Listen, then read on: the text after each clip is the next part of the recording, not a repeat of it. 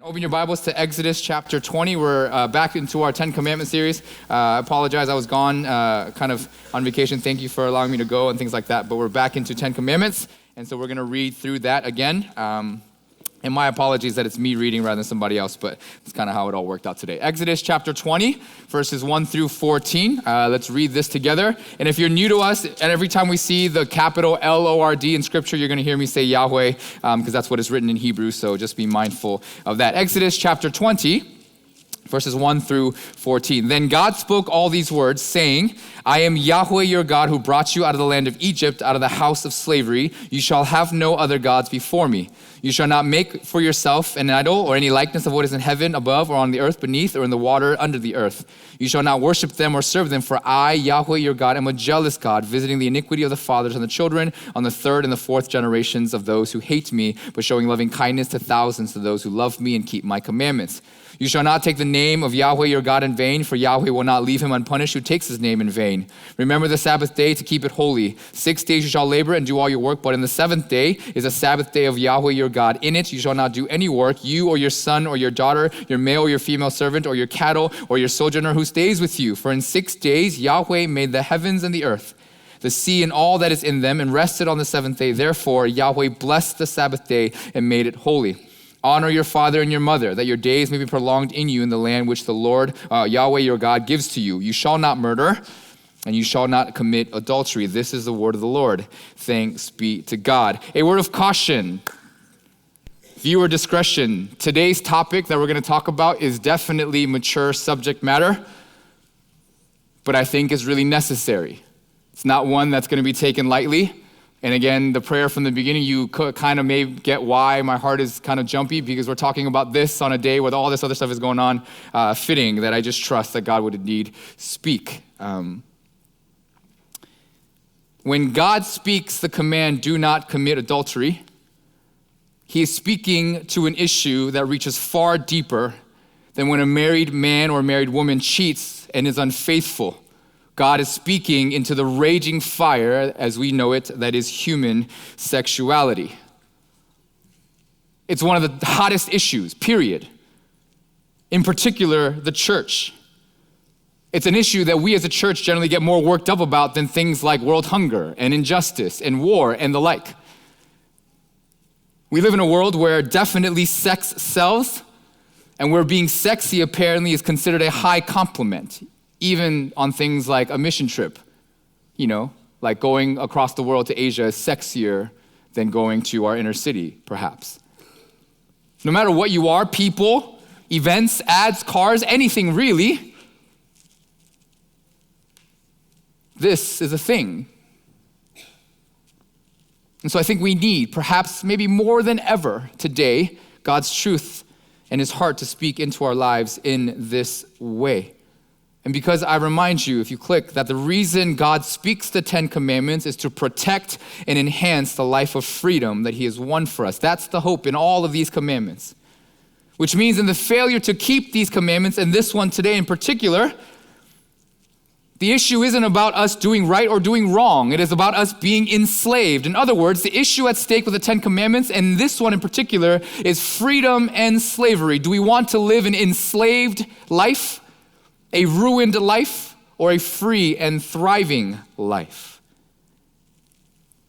And today's commandment, I think you'll all agree, shows us the slavery that we might be living perhaps more strikingly than any other. I'm just going to give you some statistics, and you can click for each of these lines. Did you know 43% of Americans now say that watching pornography is acceptable and good? Porn sites get more trafficked on a daily than Amazon, Netflix, and Twitter combined. Globally, the pornography industry is a $97 billion industry. You did not read that incorrectly. 12 billion of it is in the USA. In comparison, the NFL makes $8.1 billion, or they made that in 2018. There are 2.3 billion separate porn pages, and somewhere in the midst of 18 million or some ridiculous number like that, porn websites. One of the more popular one, I won't tell you which one, apparently houses 1,515,627 hours of video. Apparently that's 173 years of video. Apparently, the first telegraph was sent in 1844, and if you began watching all the videos on the site, then you would still be watching the videos to this very day. And the largest consumers of pornography is a 12 to 17-year-old gap, and 47 million pornography videos are viewed by 7 to 14-year-olds on the daily in the United States, apparently. Basically, if you own a smartphone, count yourself a member of this infamous club. Our world, our culture, now more than ever, is consumed, obsessed, enslaved to this sexuality that we have. And today I think we're praying that God in his grace would free us. Because I think we can agree it's ruining our lives. So as we've always done throughout the series, the three things, the what, the why, and the how, the why, what, and the how. Why does God speak this commandment? What in the world is he saying? And how do we indeed keep this commandment? We'll go through that and then finish. So first, why this commandment is important, right? Click. And the first reason, click, is that God is telling us that sex is a powerful gift. Yes, I said that, a powerful gift. So please handle with care. Now, contrary to popular belief, God does not believe that sex is evil. Yeah, you heard it from me. God isn't a killjoy. It's not a buzzkill. God is the creator of sex, and therefore wishes that sex would be the gift that he intended it to be. You all know the very first command God ever speaks in the Bible is to be fruitful and multiply. That requires this thing called sex. If you think God is a prude or whatever, go read the Song of Solomon. I won't read it for you. It's pretty racy. Or even this one, Proverbs 5:18-19, it'll be on the screen. Let your fountain be blessed and rejoice in the wife of your youth. As a loving hand and a graceful doe, let her breast satisfy you at all times. Be exhilarated always with her love. That's actually in the Bible. I know. You should read the Bible more, maybe. But before we get too excited about these things, sex was created specifically within the context of a covenant marriage, because it is a powerful gift and must be handled with care. It's like any movie you watch, any movie with like a crazy huge power source, there's always a dilemma of who gets the power and what they do with it. Think like Infinity War's Avengers, right? The Infinity Stones, or Aladdin and the genie lamp, whatever. Power is only good when it is used for the right reasons and in the right way. Outside of it, all it does is create chaos and destruction. And you've seen this and you know this. So God is saying sex is great, it's powerful, it's beautiful, but you better use it well, because if not, it can ruin you quick. So that's the first reason God tells us. The second, click, is that God wants to teach us who he is in his character. If you've been here with us for a while, and if you haven't, let me refresh your memory. All of the commandments, they all flow out of God's character, his faithfulness, his jealousy, his oneness, all of that. And so what God is telling us is to not commit adultery and be faithful, because he is always committed and always faithful to us. God will never commit adultery to us, and therefore we ought not, because we want to be like him and reflect his character. See, if you keep these commandments and you draw closer into God, then you draw closer into who he is, and that's how you end up living free and full lives in the process. Which means if we understand the power of sex and these things in our lives, then we can live free lives indeed. So I think that's why God speaks it. That's important. That's why it's included in the 10 Commandments. Then beyond the reasons why, what does it mean? And this is super critical, so click. Second thing, what does this actual commandment mean? Well, let me break it down for you historically. For those people in Moses and Jesus' time, women, unfortunately for y'all, but thankfully you're not this way anymore, women were considered to be the property of men. If you're a daughter, you're the property of your father first, and then if you get married, then you're the property of your husband. So this commandment in those days, in that context, was speaking directly against a man's right to use his property as he wished.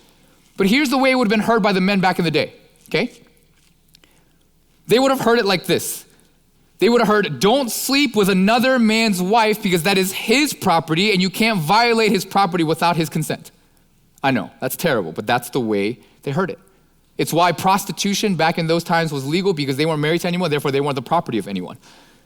So husbands sleeping with prostitutes was okay back in the day. That's not adultery, because property rights were not abused, but if indeed he slept with another man's wife, that would be adultery because he's committing property fraud. That's why my professor says, she in those days was his and his alone, click, but he was not hers and hers alone. But as you may figure, this is not okay with God, right? We can see this in Hosea and throughout other different parts of Scripture. God would never stand up to this kind of behavior, right? And so he speaks this command. But thankfully, because there are many people who would take this and try to kind of strictly kind of go around these understandings of adultery, Jesus then comes in Matthew chapter 5, which we'll read in a second, and then takes us a bit deeper, and this is where we want to really dig deep. Okay, so Matthew chapter 5, 27 through 30, the words will be on the screen, and then I will read it for us. Let me flip there really quickly, and then we're going to dig much deeper into this idea. Because if that's all that God is speaking, don't just, sleep with somebody else's wife because they're not your property. We all know that that's not enough. And so we want to go and dig deeper, and thankfully Jesus provides us the context. Matthew chapter 5, verses 27 through 30. I will read this for us. "You've heard that it said, 'You shall not commit adultery.' But I say to you that everyone who looks at a woman with lust for her has already committed adultery with her in his heart. So if your right eye makes you stumble, tear it out and throw it from you. For it is better for you to lose one of the parts of your body than for your whole body to be thrown into hell. If your right hand makes you stumble, cut it off and throw it from you. For it is better for you to lose one of the parts of your body than for your whole body to go into hell." So now the parameters have gone beyond adultery, and now we're talking about lust. I know. I'm preaching this today. I know. Get used to it. So the first thing I think Jesus does in this context on the Sermon on the Mount is I think he's exalting all the wives in the world to the same dignity as the husband. Thanks be to God. He's saying wives, just like husbands, are real people. People whose purpose is not clearly to fulfill the desires of the man that they married or any other man for that matter. So Jesus is saying adultery is no longer just a matter of property, but it's an issue of commitment. And because Jesus knows much better than us, he digs deeper and intensifies it by basically trying to say, that adultery is present in the desires that precedes adultery. Actually, that's not up there, my fault. Basically, the whole idea is this: you can't and you will not commit adultery if the desire for it isn't there first. Which means the desire that leads to adultery is the same as adultery, and that desire is the thing that he calls lust. Now let me define lust for us really quickly, and it'll be on the screen. Jesus is speaking to a very particular desire, and that is a desire to possess, to take someone for myself and to use them for my own self-gratification. Appreciation is one thing, for sure, but lust is a whole nother. Literally, if you look at the Greek, this is what Jesus says. Whoever keeps on looking at a woman in order to lust after her is what he says. Let me just put it out there frankly. And again, I apologize if some of these are a bit crude. I'm just taking social references. Appreciating beauty with a glance is one thing. This lust is a purposeful, continual, leering stare that goes way beyond trying to appreciate beauty and to desire, but to desire and have that person. For the men in the room, it's what we call the second look. It's the look back, right? You're walking down the street and you see a very attractive woman and you can appreciate the beauty and say, wow, that's a very attractive woman, but then you look. Yeah, you know that look.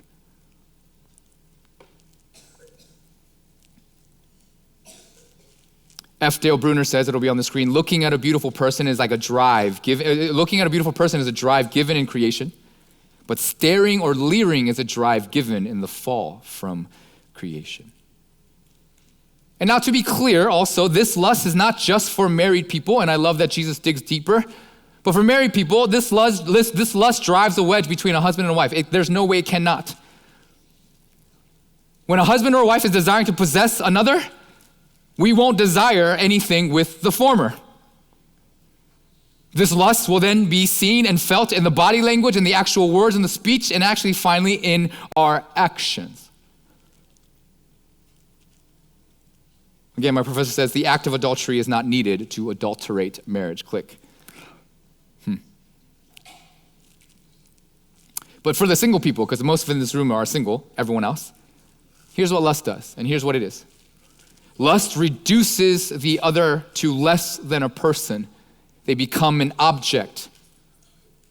This is the main issue with pornography, all kinds. As we, the watchers, we reduce the other to less than a person, a mere thing, an object for my own satisfaction, the viewer. But here's the deeper level. For those of us who engage in this, not only does it make the other person an object of our thing and that makes them lesser, it makes me or you, the viewer, less than a person. And this point cannot be missed. Let me really reiterate this. As much as it is damaging to the other who is being watched, it damages us, the watcher. It breeds selfishness, contempt, darkness, and violence. Did you know every sexual assault in the world, well, according to one psychologist who studied for 10 years, has always been linked to pornography in some way, some shape, or form? She's never encountered one that wasn't linked to the other. It ruins us. It does crazy things to our minds, our bodies, our emotions, and the like. I won't tell you all the statistics, but apparently they estimate that in the church, which was right here, in the age group that we have right here, which is from about 10 to whoever the oldest is in the room, that in the church, 75% of the people that walk in and out of churches every single Sunday are watching pornography actively.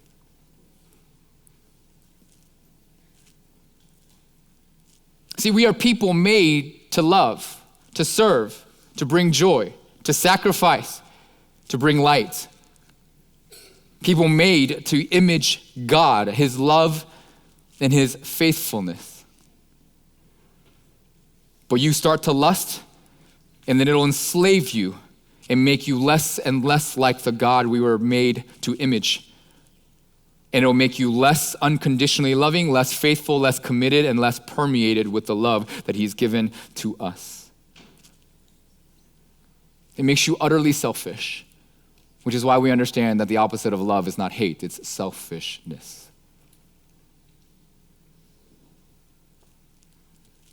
I'm not trying to be a killjoy, but I just know that this impacts so many people. And to the parents in the room, real quick, I know personally young men and women in this group that are struggling with this, and I know not so young men and women that are struggling with this. It impacts all of us. And I hope that we would see the darkness that this is creating in our world. And so before we go on to the third point on how we keep this commandment, I want us to just take 30, 40 seconds maybe, and just be honest with yourself. You don't got to tell nobody. You don't got to say nothing to nobody, obviously. Be real that this issue of lust is an issue that you deal with, if indeed you do.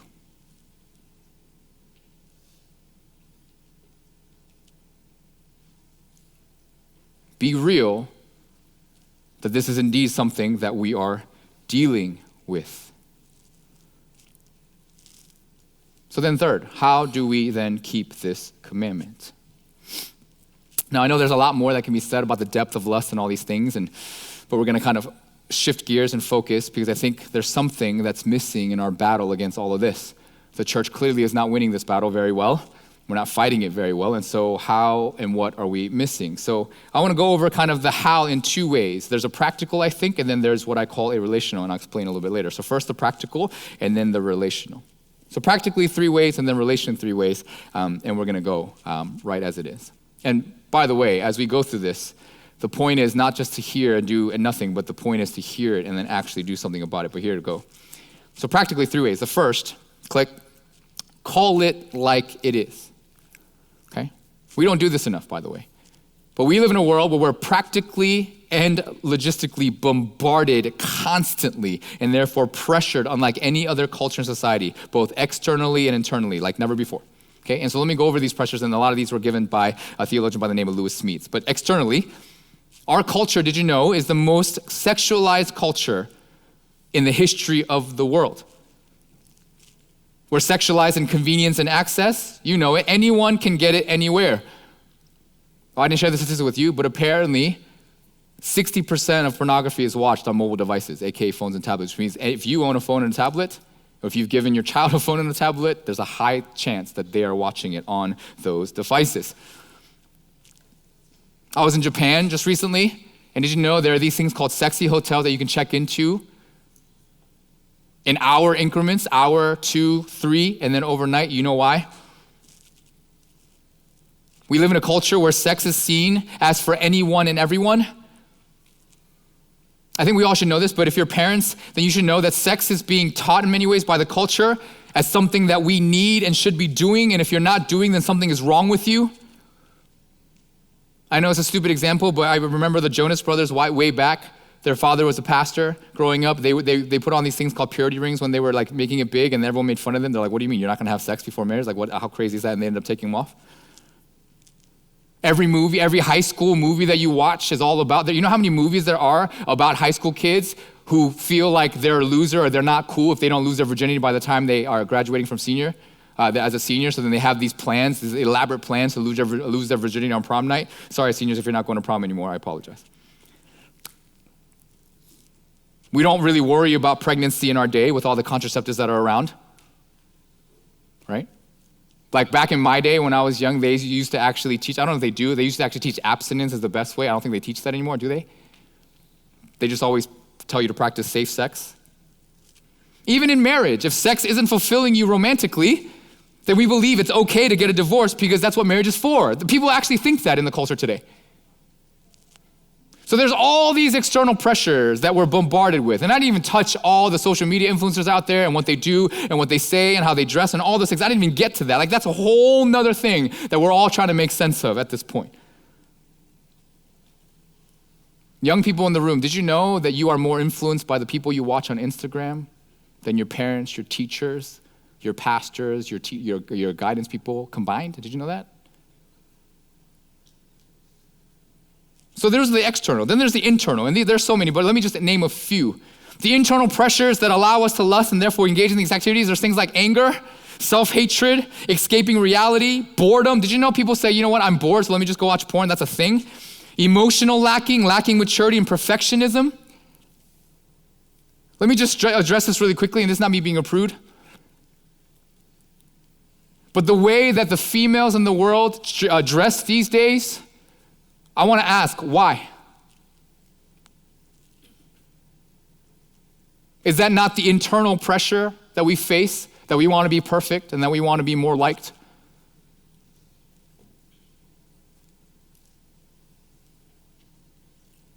There's just no reason for me to be able to see the undercurvature of your butt when you're wearing a pair of shorts. It's just not necessary.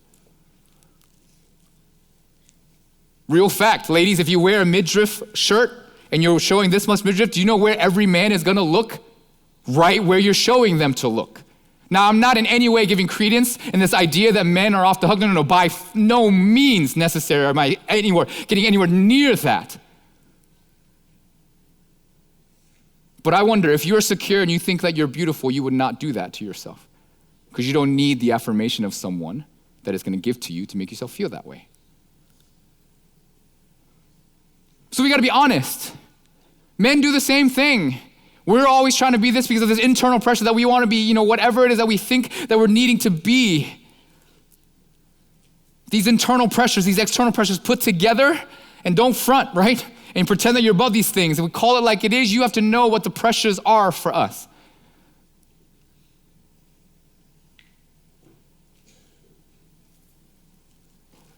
So first, call it like it is. Let's be real, let's be honest. Then second, is say no to the myths. Here are a few.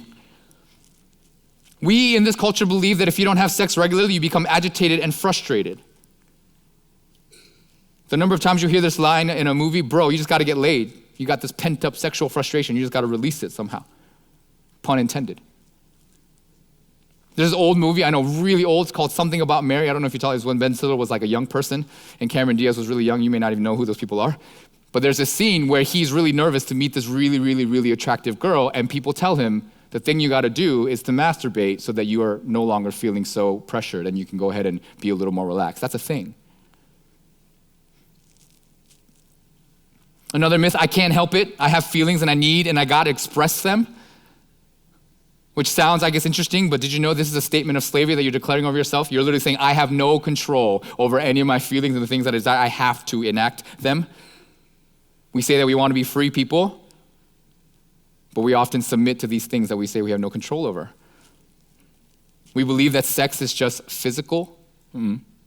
Genesis says that the man and the wife, they become one. And if you're married, you know that this is way more than that, much more than just physical. You'll see it on the screen. That's why Paul says in 1 Corinthians 6:15-18, he says this, do you not know that your bodies are members of Christ? Shall I then take away the members of Christ and make them members of a prostitute? May it never be. Or do you not know that the one who joins himself to a prostitute is one body with her? For he says the two shall become one flesh, but the one who joins himself with the Lord is one spirit with him. My professor says, click, I am a body, not that I do not have a body, but I am a body, This is why premarital sex is why we don't say it's good.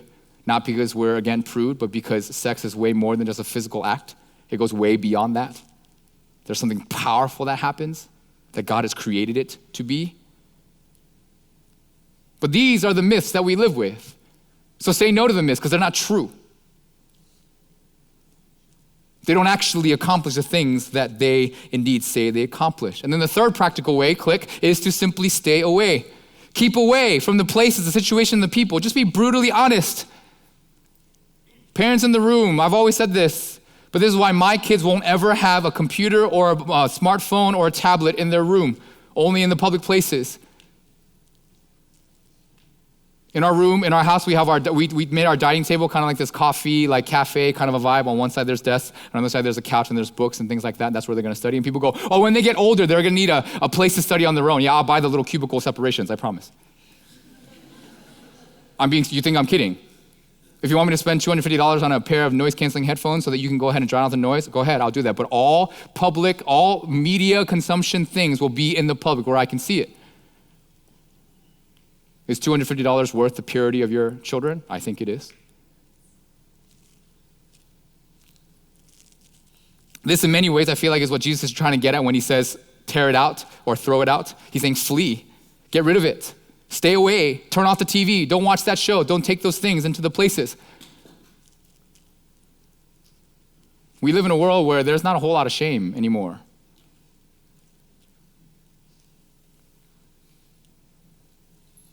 Being in a public place, as long as there's a door closed, gives people apparently license to do whatever it is that they want. So practically, call it like it is, say no to the myths, and then stay away. But then there's a different element and a deeper element that we have to address, and that's where we're going to go and we'll finish here. It's because we all know that these practical things don't actually handle the problems. Because one, they're not as easy to do, right? I can repeat these things to myself all day long, but they're just, sometimes again, it's just like I can't help myself sometimes, it feels like, right? And there's these things and we understand that. And so I think there's a relational how that we need to address, and this is what I want to get at. And I don't want to call it a spiritual how, and for the reasons you'll see in a little bit. Because while the first three that we talked about were things that we ought to do, I think these three are much more or less about doing and rather being. And we're going to get to that. And this is where things get really real now. So relationally how, and the first one, click, is one, get at the root. Just like we saw a few weeks ago with violence and murder, these things do not come out of nowhere. Yeah, it's important to stop the series of actions at the very beginning. If you don't look, maybe you won't fantasize, and then maybe you won't act. But indeed, it's greater than that, especially in a day and age where you can't not look because it seems like it's literally everywhere. But more importantly, I think we all understand that these things just don't happen just because they happen. They start much deeper than that, to the root, to the source. So that's what we're going to get at. And I think this is why Jesus says in Matthew 15 that it's not what goes into our mouths that makes us unclean, but it's what comes out of the heart and then through the mouth.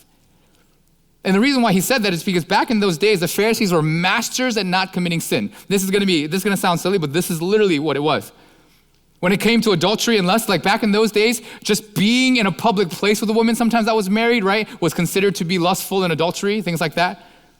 And so there was a group of really, really kind of like high-end, like I can't do anything even close or remotely close to sinning. So there were men who literally would walk around, and anytime they saw like women like way in the periphery, they would just walk around blindfolded. I mean, just close their eyes and do like this. I.e., if I don't see, then I cannot lust and I cannot commit adultery, so on and so forth. So there was a group of men literally that would walk around and run into things, breaking things, and they walk around, they have bruises and cuts everywhere apparently because that's how literally serious they took it.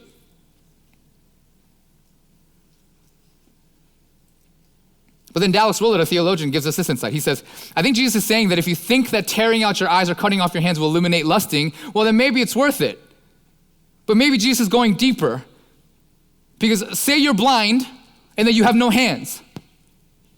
So maybe there's no possible way for you to look and to do, but what if being blind and having no hands, your heart is still wicked? And then he says this, and I quote, "In their view, the Pharisees' view, the law could be satisfied and thus goodness attained if you avoided sinning. You're right if you've done nothing wrong, apparently. You could avoid sinning if you simply eliminated the body parts that make sinful actions possible. But then you would roll into heaven a mutilated stump. But the mutilated stump could still have a wicked heart." So the deeper question always concerns what you are, not what you did or can do. And ask yourself this: what would you do if you could? Because eliminating body parts will not change that. See, avoiding sinning is one thing, but we all know that our heart may still be full of anger, contempt, and jealousy, and so on, and then we're no better off. It's why Jesus says in Mark 7:21-23, "From within, out of the heart of men, the thoughts of evil proceed: fornications, thefts, murders, adulteries, acts of greed, iniquity, as well as deceit, lewdness, the envious glare, blasphemy, arrogance, and foolishness. All of these evils come from the inside and pollute the person." Get at the root. Notice and realize it's much deeper. Which means parents, if your children are struggling with this, then you know that just getting the smartphones out of the room and allowing them literally no chance or no opportunity to do it is not the end of the battle. There's something greater than that. So first, get at the root.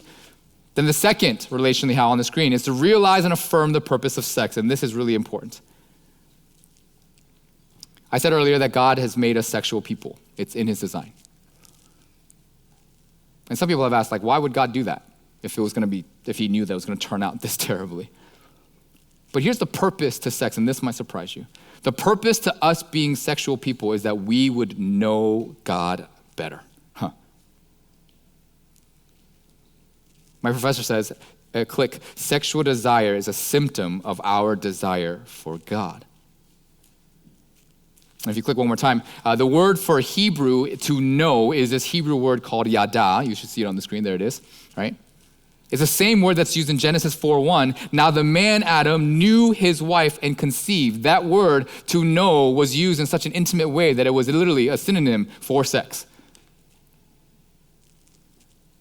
So our sexual longing is a symptom, something that points toward the deeper longing to know God in intimacy and trust. This is why the first commandment is not don't commit adultery, but rather make God our one and only. Because God is the passionate lover of our souls for whom we are ultimately made. So every desire that we have, indeed, is just pointing to the greater desire that we have for God. Which means that when we can't control our sexual desires, it's a sign that deeper still we are hungering for God. And maybe that it's been a really long time since we have really enjoyed God.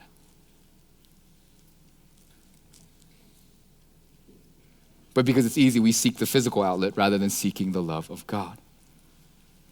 So I'm not trying to tell you that we're supposed to stifle our sexual desires. That's not the point. But the point is that we must recognize what's going on in our hearts. I love this quote. I've said it a bunch of times, and I'll say it again and again. G.K. Chesterton says, it'll be on the screen, "Everyone who knocks at the door of a brothel," that's a prostitution house for those of you who don't know, "is looking for God." And we've said this before.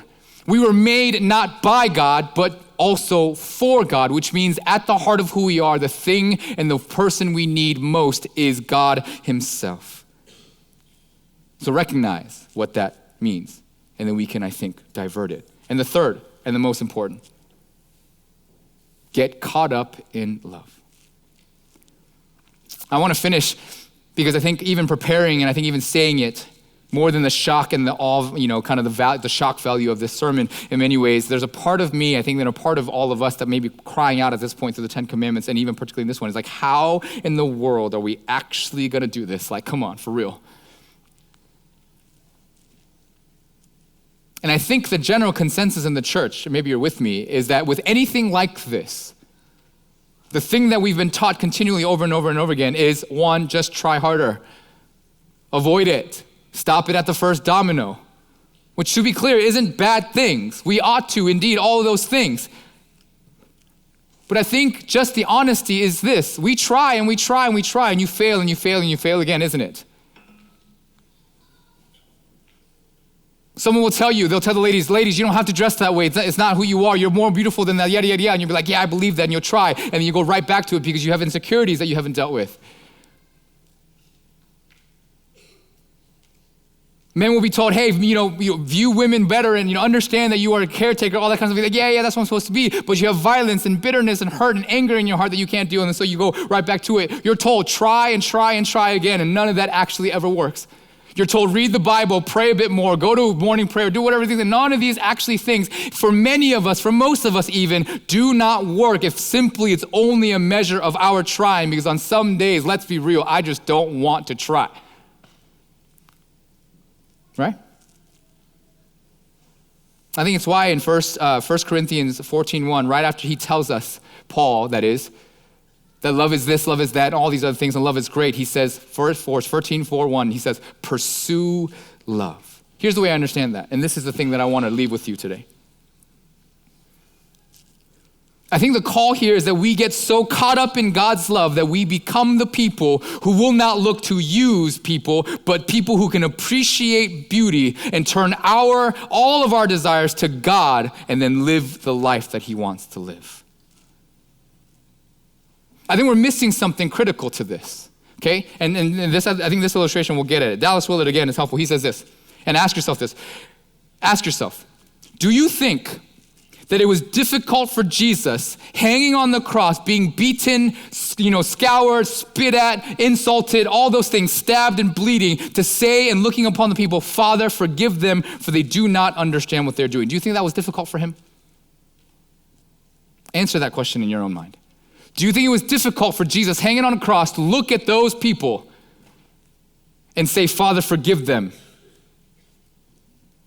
Or maybe the understanding is, do you think it's impressive that Jesus is able to hang on a cross and then look at those people who are hurting him and murdering him and stabbing him for no good reason because he's completely innocent? Do you think it was impressive that he did so? Because the reason why I suggest that, because if it was impressive, then you think that it was difficult and therefore he overcomes some difficulty. Because the answer is no, it was not difficult for him at all. In fact, it would have been more difficult, or just in plain difficult, for him to curse and his enemies and spew evil and hatred upon them, because simply it is not who he is. He doesn't know how, in many ways, it seems like.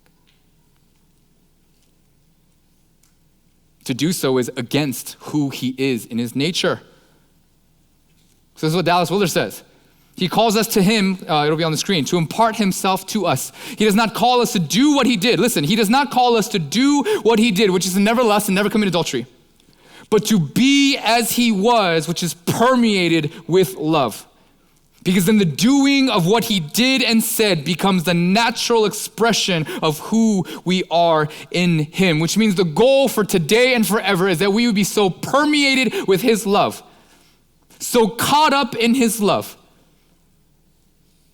that his love would do in us all the things that he wants because of the result of us becoming brand new people. And if you think this concept is weird or different, it's not actually all that different. If you've ever had a crush on somebody, you know exactly what this is like, isn't it? You get caught up in someone else's whatever. All you can do is think about them all day long. Everything that they say apparently is funny, even though it's not funny at all. Everything they give to you apparently is beautiful if it's actually not that great. When they cook you a meal, even though it's not actually that tasty, it's so amazing because they cooked you a meal. That kind of thing, when you're caught up, the honeymoon stage kind of idea. But the question is, have you ever felt this way about the love of God and the love that he has for you?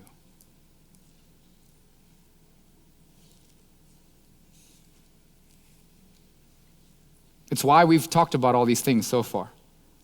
It's why you put God as your one and only, because that's what it means to get caught up in him.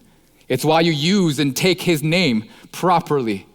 It's why you don't image him or make images of him in any kind of a way. It's why you take Sabbath and enjoy a part of him that you cannot get any other day in any other way.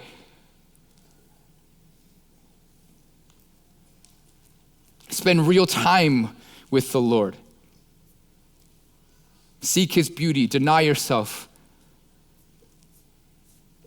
Get caught up in his goodness and his love. Our professor says this quote, and I want to share it with you because I think it's really indicative of us. He says, you can see then why fast-moving high achievers, that's all of us in this room, by the way, are especially vulnerable to inappropriate sexual fantasy and activity.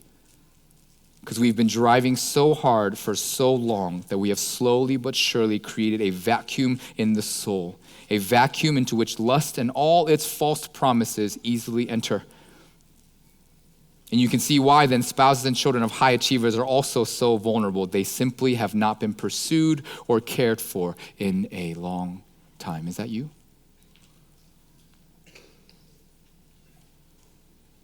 So I invite the praise team to come up to the stage and get ready to lead us in response.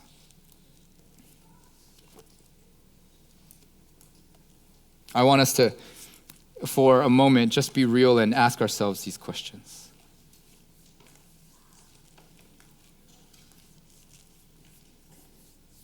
Because this issue isn't an issue of doing. It's an issue of recognizing that your desires that lead to these things are in the end a desire for the Lord. Which means if you seek these desires and let them run your life, then you will always be dissatisfied because they will never satisfy you the way that this can. And for some of you, maybe you're going to go on the journey of testing that out. And then you will find that it doesn't.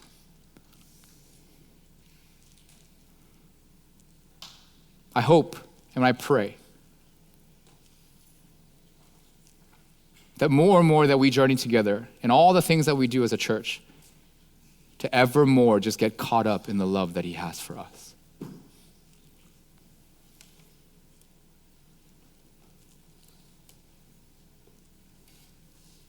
To be so permeated with love that all of these things are the natural expressions of who we are. So if you're broken, would you look to him? If you've fallen, would you turn your gaze upon him? If you've messed up, would you surrender all those things to him? And would you then hear him who receives you, just as he does many in Scripture, especially the woman who's caught in adultery in John 8, and then he would look at you and say, go and sin no more. Sin no more, that you can then make me yours, so that I will forever and always be your one and only, the only way you were created to live. So church, brothers and sisters, would you then take this time to open yourself up and pursue him, knowing that he is pursuing you? Pray, and then we'll respond in song.